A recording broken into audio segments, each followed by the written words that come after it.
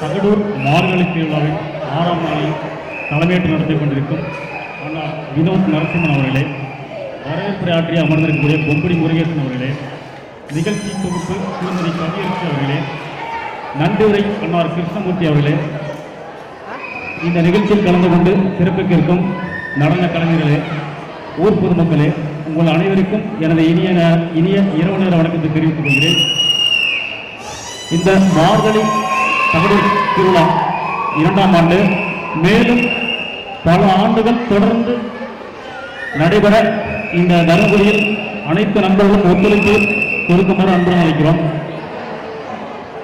இந்த நாளில் ஒரு சிறிய கருத்து சொல்றேன்.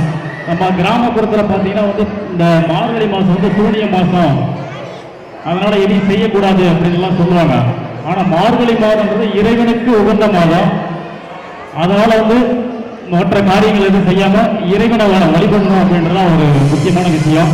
அதே மாதிரி விடியற்கால 4 மணிக்கு எழுந்து குளிச்சுட்டு கோலம் போடுறது, பிளஸ் ஆண்கள் வெளியே நடமாடுறது, இந்த மாதிரிலாம் இருந்தால் ஒருவரோட இருக்கக்கூடிய ஆக்சிஜன் காற்று நம்ம உடல்ல இந்த 30 நாள்ல கிடைக்கணும்.